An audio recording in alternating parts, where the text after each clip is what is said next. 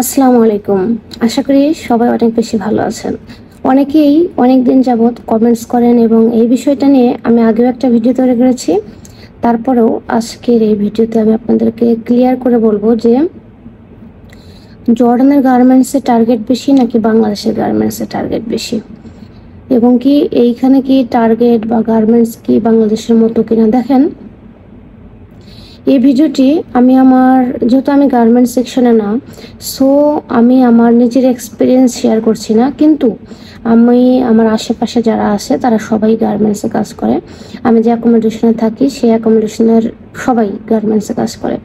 So তাদের কাছ থেকে শুনে এবং তাদের এক্সপিরিয়েন্স আমি আপনাদের সাথে শেয়ার করছি যে জর্ডানের গার্মেন্টসে টার্গেট কি পরিমাণ দিতে হয়। দেখেন, আমরা যখন বাংলাদেশ থেকে দেশের বাইরে যাই, যেটা মানে যে কোনো ফিল্ডেই, সেটা মনে করেন যে কোনো কাজেই হোক না কেন, অবশ্যই বিদেশের মানুষ চায় একজন স্কিলড পিপল, মানে যে কাজ জানে, দক্ষ লোক চায়। কিন্তু সো যদি আপনি দক্ষ না হন, যদি আপনি কাজ না জানেন, আপনি যদি নতুন নতুন গার্মেন্টসে কাজ শিখলেন আর এখানে চলে আসলেন, কিন্তু আপনি কিন্তু সেক্ষেত্রে টার্গেট দিতে পারবেন না, কারণ আপনার এক্সপিরিয়েন্স নাই।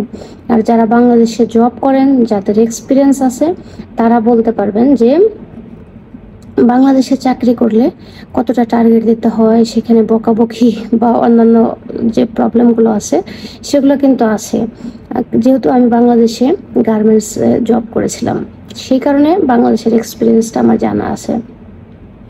এইখানেও সেম, আপনার টার্গেট না দিতে পারলে আপনার ম্যানেজারের বা আপনার ইনচার্জের চেম্বারে নিয়ে যাবে, কেন টার্গেট হচ্ছে না সেটা নিয়ে আপনাকে কথা বলবে। এইসব জিনিস কিন্তু জর্ডানেও আছে। সো যারা কাজ জানেন না, বা এরকম যে আমি কাজ শিখতেছি, অপারেটরের কাজ শিখে আমি যাই, তাহলে কিন্তু আপনার এখানে এসে অনেক প্রবলেম ফেস করতে হবে। সেই ক্ষেত্রে আপনার কি করতে হবে, আপনি বাংলাদেশে কাজ শেখার পর কোনো একটা গার্মেন্টসে অন্তত 6 মাস জব করেন বা 1 বছর জব করেন, সেখানে আপনার একটা এক্সপিরিয়েন্স গ্যাদার করেন, নিজেকে দক্ষ করে তোলেন। সেক্ষেত্রে আপনার এখানে এসে সমস্যা হবে না। কারণ হচ্ছে, যারা দক্ষ অপারেটর, মানে কাজ জানে, তারা কিন্তু এখানে আসার পর তাদের সমস্যা হয় না, কারণ বাংলাদেশেও তাদের কোনো সমস্যা ছিল না। তারা অপারেটর, তারা টার্গেট দিতে পারতো, তাদের হাত অনেক ফাস্ট। জর্ডানে আসার পরেও তাদের এরকম কোনো প্রবলেম হয় না, তাদের যে কোনো প্রসেসের কাজ দিলেই তারা করতে পারে। যারা আমাকে অলওয়েজ এইসব বিষয় নিয়ে কমেন্টস করেন, আমি ভাবলাম যে যাতে এই ভিডিওটি থেকে আপনাদের একটু হলেও উপকারে আসে বা উপকার হয়, সেই কারণে জর্ডানের টার্গেট নিয়ে এবং বাংলাদেশের সাথে তুলনামূলকভাবে জর্ডান অবশ্যই টার্গেট বেশি এবং এখানে কাজের চাপ বেশি, সেটা যে কোনো গার্মেন্টসই হোক না কেন। কিন্তু আপনি যদি দক্ষ অপারেটর হন, সেক্ষেত্রে আপনার কোনো সমস্যা হবে না এবং কি হয় না। আবার বলতে পারেন যে আপনি এরকম বলছেন, তাহলে কি এখানে মানুষ কাজ করে না? হ্যাঁ, এখানে মানুষ কাজ করে। আমাদের যখন দেয়ালে পিঠ থেকে যায়, আমরা কিন্তু তখন কি করি, সামনের দিকে এগিয়ে যাই। আমাদের জর্ডানেও আসার পর, যখন এখানে আসার পর অনেকেই কাজ জানে না, তারা ফ্যামিলির পরিস্থিতি দেখে এখানের কষ্ট সহ্য করে, অনেক কষ্ট করে কিন্তু তারা কাজ করে।